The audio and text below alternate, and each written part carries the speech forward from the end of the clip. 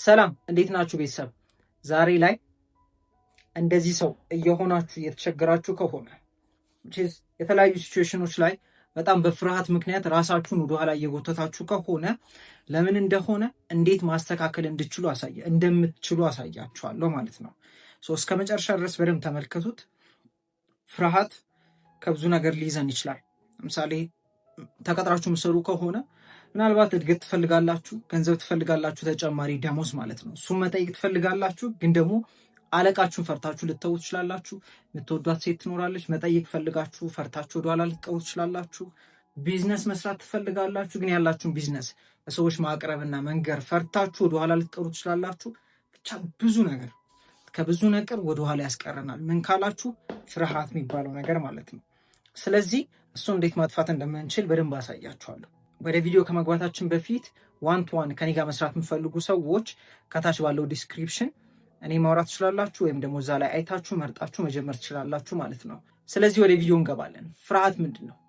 ፍርሃት ሁላችንም ያው ኤክስፔሪንስ አድርጋችሁ ታውቃላችሁ ብዬ አስባለሁ። ኦፍኮርስ ታደርጉታላችሁ። ለምሳሌ መድረክ ላይ የሆነ ነገር ማቅረብ ይኖርባችኋል፣ ትፈራላችሁ። ሰውነታችሁ ሁሉ ስሜቱ እንጀምራለን። ስለዚህ ወደ ቪዲዮ እንግባ። ፍርሃት ምንድን ነው የሚለውን ነገር ስናይ ያው ፍርሃት ከዚህ በፊት ማወራችሁ ሊሆን ይችላል። ፍርሃት አንደኛው ሲኦጋድ። ስለዚህ ወደ ቪዲዮ እንገባለን። ፍርሃት ምንድን ነው የሚለውን ነገር እናያለን። ሁላችሁም ኤክስፔሪንስ እንዳደረጋችሁት እርግጠኛ ነኝ። ፍርሃት ሲባል አንደኛ ይተነተናል። ፊር የሚለው ቃል ማለት ነው። ፊር የሚለው ቃል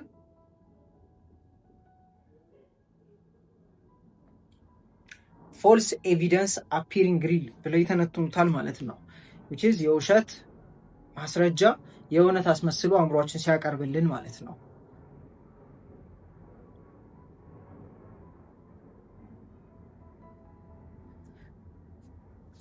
ምነግራችሁ ነገር ኦፍኮርስ የውሸት ሆኖ ነው የሚያቀርበው፣ ግን ፍርሃት እውነት ነው። ሰውነታችን ላይ ይሰማናል። ሲይዛችሁ ይሰማችኋል። የሆነ ነገር ማድረግ ፈልጋችሁ ወደኋላ ሲጎታችሁ በደንብ ይሰማችኋል። ፍርሃት አንድ ስሜት ነው። ማወቅ ያለባችሁ ነገር ደስ የሚለውን ነገር ግን ልንገራችሁ። ፍርሃትና ጉጉት አንድ አይነት ስሜት ነው ሰውነታችን ላይ የሚጭረው። እንዴት ካላችሁ ስትፈሩ ሰውነታችሁ ምን ያደርጋል? ሊያልባችሁ ይችላል፣ ልባችሁ ጋር ሊጨንቃችሁ ይችላል። ብቻ እንደዚህ አይነት ስሜት አለው። በጣም ስጓጉም ለሆነ ነገር እንደዛው ነው። ያበላብ ትሆናላችሁ፣ ውስጣችሁ ጭንቅ ሊላችሁ ይችላል። ግን ጉጉት ነው። ሁለቱም ስሜት ነው። ግን ልዩነት የሚፈጥረው ምንድን ነው? አእምሯችን የሚነግረን ነገር ነው። ይህ ነገር መጥፎ ነው፣ ትሞታለህ፣ ይገድልሃል፣ ትሳሳታለህ፣ ትወድቃለህ የሚል ነገር አእምሯችን ይነግረናል። እንዳንንቀሳቀስ ያደርገናል፣ ከነዛ ስሜት ጭምር ማለት ነው። ኤክሳይትመንት ጉጉትም ደግሞ እንደዛው ነው። ምን ብሎ ያ ነገር ሊሆን እኮ ነው፣ እንትና ሊያሸንፍ ነው፣ እንትን ልትበላ ነው፣ ብቻ የሆነ ነገር ይነግራችሁና አእምሯችሁ ያላችሁ ሀሳብ አለ፣ ከዛ ሰውነታችሁ ላይ የሚሰማችሁ ስሜት አለ። ስለዚህ ኤኒታይም ሀሳባችሁ ላይ ፍርሃት ሲመጣ ወደ ኤክሳይትመንት ቀይራችሁ እንዴት እንደምታስተካክሉ ታሳያችኋለሁ። እናልኳችሁ አእምሯችሁ እናንተን ለመከላከል ከአደጋ ለእሱ አደጋ ምንድን ነው ካላችሁ ከሚያውቀው ቀጠና ውጪ ያለው ሁሉ ነገር ሁሉ አደጋ ነው። ድህነትን የለመደ አእምሮ ሀብት ለሱ አደጋ ነው። ይሄ እውነት ነው። እሺ አእምሮ የሆነ ቦታ ለምዶ ሰርቫይቭ ማድረግ ነው የሚፈልገው። ለምሳሌ አሁን የምትወዱት ምግብ አለ፣ ከዛ ውጭ ባበላችሁ ያሟችኋል፣ ያስመልሳችኋል። ማሽተትም አትፈልጉ፣ መጥፎ ምግብ ስለሆነ አይደለም። ያንን ምግብ የሚበሉ ሰዎች አሉ። ደግሞ እኔና እናንተ የምንወደውን ምግብ ለነዛ ሰዎች ብንሰጣቸው እኛ አሁን የተሰማን ነገር ነው የሚሰማቸው። ለምን ካላችሁ አእምሮ ስራው ምንድን ነው? የሆነ ነገርን መልመድ፣ እዛ ውስጥ መኖር ነው የሚፈልገው፣ መቀየር አይፈልግም። ስለዚህ የለመዳችሁት ነገር አለ which is ኮምፈርት የሆነባችሁ ተመችቷችሁ ሳይሆን የለመዳችሁት ማለት ነው። ስለዚህ ከሱ ውጭ ልታረጉ ስትሉ፣ ከምታውቁት ቀጠና ውጭ ልትወጡ ስትሉ አእምሮ ምን ይላል? ይቅርብህ፣ ትሞታለህ፣ ኢቭን እስከ ሞት ነው የሚወስዳችሁ፣ ልትወርቅ ትችላለህ፣ ይሄ ቢፈጠርስ እያለ ወረስ የሚባሉትን ነገሮች እያመጣ እንዳንሄድና እንዳንነካ ማለት ነው። ለምን ካላችሁ እንዳልኳችሁ እኛም ፕሮቴክት ለማድረግ ነው፣ ለሌላ ነገር አይደለም። እንዴት ካላችሁ ለምሳሌ አንዴ ሁለቴ እሳት ቢያቃጥለው አንድ ልጅ መልሶ መንካት አይፈልግም። አእምሮ ፕሮቴክት ያደርገዋል፣ ያን የተሰማው ስሜት ስላለ ማለት ነው። ስለዚህ አንዱ አእምሮ የሚፈራው ሪጀክሽን ነው። ለምሳሌ አዲስ ነገር ስትሞክሩ፣ የሆነ ሴትን ሄዳችሁ መውራት ስታስቡ፣ የሆነ አዲስ ቢዝነስ ለሰዎች ማቅረብ ስትፈልጉ ወይም ደግሞ የምትሰሩበት ስራ ላይ እድገት ፈልጋለሁ ስትሉ ምንድን ነው ጭንቅላታችሁ የሚላችሁ? ባይሆነስ ይላችኋል። ብትወርቁስ፣ ብትሳሳቱስ? ሪጀክሽን የሚባል ነገር አለ። አእምሯችን ሪጀክሽን ይፈራል። ከፍተኛ ከዚህ በፊት ምናልባት በሪጀክሽን ምክንያት ከፍተኛ ህመም አይደለም ግን የሆነ የተሰማችሁ ስሜት አለ። እሱ ስሜት ድጋሚ እንዲሰማው ስለማይፈልግ አእምሯችሁ ፕሮቴክት ያደርጋችኋል። ከዛ በተጨማሪ ማታውቁትን ቦታ መሄድ አይፈልግም። እንዳልኳችሁ አንደኛው ከፍተኛ የተሰማ ስሜት አለ በኔጌቲቭ መልኩ ከዚህ በፊት እሱ ስሜት ድጋሚ እንዳይሰማን አእምሯችን ፕሮቴክት ሊያደርገን ይሞክራል። በነገራችሁ ነገር ጥናት ተደርጎ ግሩፖች ተደርገው ማለት ነው እና ጥናት ተደረገ ጭንቀት ላይ ነው፣ ፍርሃት ላይ ማለት ነው። ሰዎቹ የተደረገባቸው 80% የሚሆነው የሚጨነቁት ነገር ሀፕን አላረገም ህይወታቸው ላይ 80% ነው 85% አካባቢ 15% አለ የቀረው። ከ15%ቱ ደግሞ 12ቱ እንደጠበቁት እንኳን ከባድ አልነበረም የተፈጠረው ነገር። የቀረችው 3ቷ ነች ሀፕን ያደረገው ማለት ነው። የምነግራችሁ ነገር ከምንጨነቅላቸው ከሚያሳስቡን ቢሆንስ ብለን ከምንፈራቸው ነገሮች 33 ነገሮች ቢኖሩ ሀፕን የሚያደርገው አንዱ ብቻ ነው። ከ30 አንዱ ወይ ከ33ቱ አንዱ ብቻ ነው ሀፕን የሚያደርገው ማለት ነው። አስቡት እንዴት እየተጋለብን እንደምንኖር በአእምሯችን። ማወቅ ያለባችሁ ነገር ደጋግሜ አውርቻችኋለሁ፣ አሁንም እነግራችኋለሁ። እናንተና አእምሯችሁ ትለያያላችሁ። እኔና እናንተ እኔ የምንለው ማንነት አለን። ይሄ ተመልካች ማንነት ነው። በዚህ አይን ውስጥ የሚያየው በዚህ ጆሮ ውስጥ የሚሰማው ተመልካች ማንነት አለን። ከዛ ደግሞ አእምሮ የሚባል ነገር አለን። አእምሯችን ከልጅነታችን ጀምሮ ፕሮግራም ተደርጓል። በምን በቃ በአካባቢያችን በምናምን ፕሮግራም ተደርጓል። ካደግን በኋላም ደጋግመን ያደረግናቸውን ኤክስፔሪየንስ ያደረግናቸውን ከፍተኛ ስሜት የሰጡን ነገር አእምሯችን ውስጥ ተቀምጧል እና እሱን ሁሉ አከማችቶ ነው የሚኖረው አእምሮ። ስለዚህ ራሳችን ላይ ካነቃንበት አእምሯችን እንደሆነ ካላወቀን ፍርሃት ውስጥ የሚያስገባን ራሳችሁን ከሀሳባችሁ መለየት ስትጀምሩ ፍርሃቱም ለካ አእምሮ ነው ፕሮቴክት እኔን ለማድረግ እንደዚህ እያደረገ ያለው። ስለዚህ ታውቃላችሁ እኮ ብታደረጉት ምን እንደምታገኙ። ግን አእምሮ ከነበረው ኤክስፔሪየንስ ወይ ከሰዎችም አንጻር አስቦ ምናምን ነገር እንዳልኳችሁ አእምሯችሁ ከዛ ደግሞ አዲሱ ቦታ አዲስ መልመድ ስለሆነ ህመም ስለሚሆንበት መሞከር አይፈልግም፣ መሄድ አይፈልግም። ስለዚህ ይዞ ያስቀምጣችኋል፣ አያንቀሳቀሳችሁ። ስለዚህ እናንተና አእምሯችሁ እንደምትለያዩ ስታውቁ ለመሰላችሁ ለምሳሌ እባብ ትፈራላችሁ፣ አይጥ ይፈራል ሰው፣ ብዙ ነገር እንፈራለን። ነግራችሁ ህፃን ልጆችን ካያችሁ ከቻልኩኝ ቪዲዮን አስቀምጥላችኋለሁ እዚህ ጋር ወይ ደግሞ ላክልኝ በሉኝ ካላስቀመጥኩት። እንግዲህ ሁላችንም ስንወለድ ሁለት ፍርሃቶች ናሉ፣ የከፍታና የከፍተኛ ድምፅ። ይህንን ጥናት አድርገው ነበር ህፃናት ላይ እና ህፃናቱ እባብ ነው የሰጧቸው ያስቀመጡባቸው እና እናትየዋ አለች ከውጭ ያሉ ልጆች አሉ፣ ህፃናት ናቸው፣ ምናልባት 1 ዓመት ምናምን ቢሆናቸው ነው እና እባቡን ይጫውቱበት አላፋቸው ውስጥ ያስገቡት። አስባችሁታል? እናትየው ትደነግጣለች፣ ትፈራለች። ምነግራችሁ ነገር አስቡት። እናንተና እኛ እንዴት እባብ እንደምፈራ አስቡት። ለምን ከልጅነት ጀምሮ ተነግሮናል፣ እባብ ማለት ምናምን ተብለናል፣ ብዙ ፊልሞች አይተናል፣ እንፈራለን። ግን ምነግራችሁ ነገር ህፃን ልጅ እባብ ሰጡት አያውቅም፣ አይፈራም። ግን እኛ ስለ እባብ ከተነገረን ነገር አንጻር ምናምን አርገን እንፈራለን፣ ካለንም ኤክስፔሪየንስ ሌላ ሰዎችም ካጋጠማቸው ነገር አንጻር። ያ ማለት መፍራት የለባችሁም አይደለም፣ ድንዝዝ እንድትሉ አይደለም፣ ግን እንድታውቁት ነው እውነታውን ማለት ነው። ያሉን ፍርሃቶች እነሱ ብቻ ናቸው። ካደግን በኋላ የመጡት ሁሉ ተምረናቸው ነው። ሁሉም ፍርሃቶች ተምረናቸው ነው። እንዳልኳችሁ ለምሳሌ ከእባብ ከጦጣ ጋር ከውሻ ጋር ያደገ ልጅ ውሻ የሚባል ነገር አይፈራም። እነዛ ነገሮች አይፈራቸውም። ለምን? አሶሲዬሽኑ ጥሩ ስለሆነ ስለሚያውቃቸው ማለት ነው። ለምሳሌ ደግሞ በተቃራኒ እባብ እንደዚህ ነው እየተባለ ያደገ ልጅ ይፈራል። ከዛ ደግሞ የሆነ አደጋ ሌላ ሰው በዛ ምክንያት አጋጥሞት ካየ በቃ ይሄ ነገር እኔንም ያደርገኛል ብሎ አእምሮ ይደመድምና ፕሮቴክት ለማድረግ ነው የሚሄደው።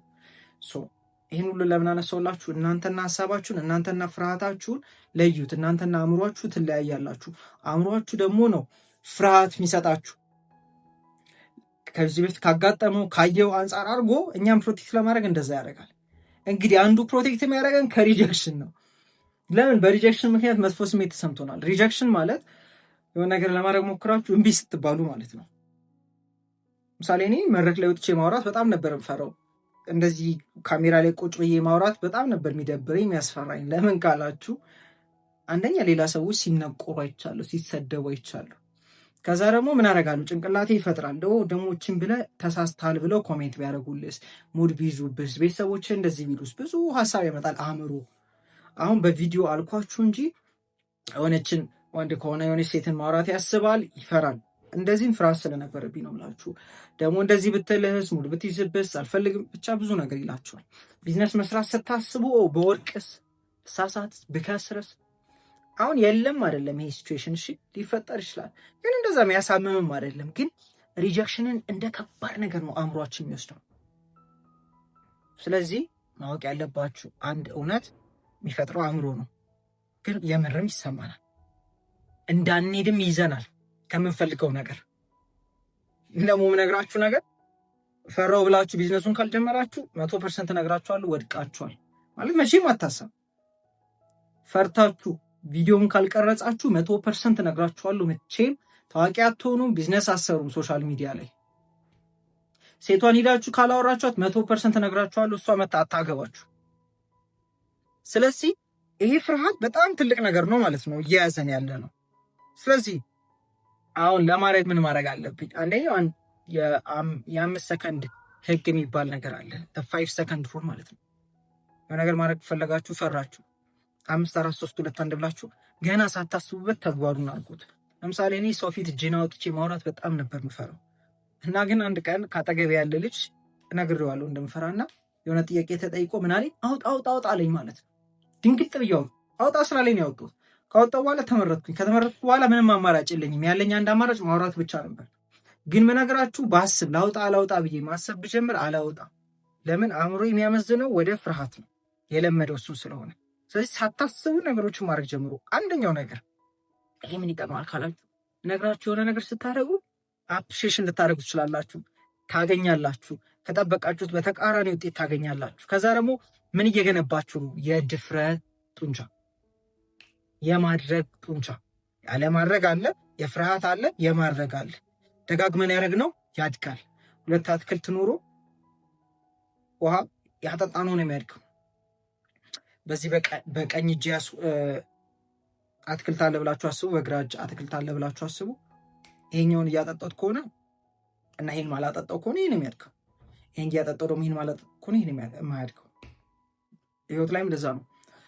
ወደ ድፍረትና ወደ ተግባር ሲጀመር ምን ይባላል? ከሬጅ ማለት የፍርሃት አለመኖር አይደለም፣ ግን እየፈራ ማድረግ ነው። አለቀ። ፍርሃት ሁሉም ሰው አለ። እኔ ቪዲዮ ስቀርጽ አሁን ላይ ጠፍቶብኛል ማለት ይቻላል ኦልሞስት። ግን ደግሞ አንዳንዴ ለምሳሌ ቪዲዮ ሳልሰራ ቆይቼ ስሰራ የምር እፈራለሁ። ደግሞ ቪዲዮ ልሰራ ነው እላለሁ። ሌላም ነገር መድረክ ላይ በጣም ነበር መውጣት ምፈራው፣ እግሬን ቀጠቀጥ ነበር። ግን 1 2 3 4 ሳረገው አእምሯችን ምን ያገኛል? ነግራችኋለሁ። አእምሮ ለምዶ መቀመጥ ነው የሚፈልገው፣ ሌላ ነገር የለውም። ስለዚህ ወደ ድፍረቱና ወደ ማድረጉ ስታለማምዱት አእምሯችሁ ያንን ሊለምድና አለማድረግ አይችልም። አዲሱ ፍርሃቱ አለማድረግ ይሆናል። አዲሱ ፍርሃቱ መፍራት እራሱ ሊሆን ይችላል። ስለዚህ ያዘነብላል ማለት ነው። ፍርሃታችን አንደኛ የምናሸንፈው በማድረግና በማድረግ ነው። ለማድረግ ደግሞ በምፈሩበት ታይም ላይ 1 2 3 5 4 3 2 1 ብላችሁ ድርግ አድርጉት። ማለት የማይጠበቅባችሁም በቃ አታስቡ፣ እወቁት፣ ንቁበት። እያስፈራራችሁ ያለው ማን ነው? ይሄ አእምሮ የሚባል ነገር ነው። አእምሯችሁን እያስፈራራችሁ ያለው። እናንተማ የምትፈሩ አይደላችሁም። እናንተማ በቃ ተመልካች ናችሁ። ግን እኔ እንደዚህ ነኝ ያላችሁትን ሁሉ ትሆናላችሁ። ፈሪ ነኝ እያላችሁ ከሆነ ከፍርሃት ጋር አይደንቲፋይ እያደረጋችሁ ነው። የፈሪ ተግባር ነው የምታደርጉት። ራሳችሁን ከሀሳብ ከስሜታችሁ ከአእምሯችሁ ስትለዩት ስለዚህ ኤኒታይም መቀየር ይችላለሁ ማለት። ፈራው ሲል አእምሮ ነው የፈራው። ለምን ፈራ? ከለመደ ውጭ ስለሆነ። ለምን ፈራ? ከዚህ በፊት የሆነ ያጋጠመው ነገር ስላለ አሁን ማድረግ። ስለዚህ እናንተ ማስተር ሆናችሁ ምናችሁ ላይ? አእምሯችሁ ላይ። you have to be a master። አእምሮ ሊመራን አይገባም። እኔ ስላችሁ ደግሞ ይሄ መልኬን አይደለም፣ እሺ ትክክለኛ ማንነታችሁ ነው።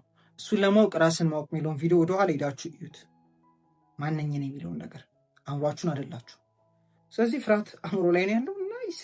እዚህ ራሳችሁን ስታውቁ ሀሳብ፣ ስሜታችሁን፣ ማንነታችሁን፣ አእምሯችሁን፣ ፍርሃታችሁን ታዩታላችሁ። ናይስ። ስለዚህ እየፈራ ያለው እኮ ለምንድን ነው? እኔ ሊጠብቀኝ ነው። ስለዚህ ስፈሩ ስታዩት አውቃለሁ፣ እኔን ለመጠበቅ ነው፣ ከማላውቀው ነገር ከዚህ በፊት ካጋጠመኝ ነገር ለመጠበቅ ነው። ግን አመሰግናለሁ። ግን ምን አደርጋለሁ? መርጫለሁ። ምንን? ድፍረት።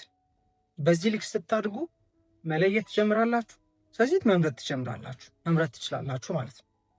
ስለዚህ አትፈሩም አይደለም እኮ ፍርሃት ይመጣል። ግን የነቃችሁ ሰዎች ከሆናችሁ መንቃት ላይ ካላችሁ፣ መንቃት ላይ ስላችሁ ራሳችሁን ከሀሳብ ስሜታችሁ መለየት ስችሉ መምረጥ ትችላላችሁ ማለት ነው። ስለዚህ የእናንተ ምርጫ እንደሆነ ታውቃላችሁ። ፍርሃታችሁ ላይም ተጣብቃችሁበት ነው እንጂ እናንተ ሆናችሁ አይደለም። ግን ራሳችሁን ስላላወቃችሁ እኔ ነኝ ፍርሃቴ፣ እኔ ማንነቴ ነው ብላችሁ፣ እኔ እንደዚህ ነኝ ብላችሁ ተሳስታችሁ ነው እየኖራችሁ የነበረው። አሁን ግን ራሳችሁን ከሀሳብ ከስሜት ከማንነታችሁ ስትለዩ ይሄ ከውጭ የለበሳችሁት ነገር እንደሆነ ስታውቁ ስለዚህ ማውለቅ እችላለሁ ማለት ነው። ያኔ ምርም ፍርሃት እየጠፋ ይመጣል። ስታረጉ ደግሞ ጭራሽ ማለት ነው። ይህንን አድርጉ ነው ምላችሁ። ቪዲዮ ከጠቀማችሁ ከስር ያገኛችሁትን ነገር ሼር አርጉ፣ ጻፉልን፣ ሌላ ሰውም ስለሚጠቅም ማለት ነው። እዚህ ድረስ ከደረሳችሁ የቪዲዮ መጨረሻ ላይ ለትንሽ ሰዎች ፍሪ 7 ፓርት ያለው ኦዲዮ ኮርስ በነፃ እልክላችኋለሁ። ምን አድርጉልኝ? እዚህ ድረስ እንደደረሳችሁ ለማወቅ ምን ብላችሁ ትጽፋላችሁ መሰላችሁ? እናንተ ብቻ የምትግባቡበት፣ እኔና እናንተ የምንግባባበት እኔ ማን ነኝ ብላችሁ ጻፉ። እኔ ማን ነኝ ብላችሁ ጻፉልኝ፣ እልክላችኋለሁ። ይመቻችሁ። እስከ መጨረሻው ካያችሁ ነው እንግዲህ ይሄን የምታገኙት። ይመቻችሁ።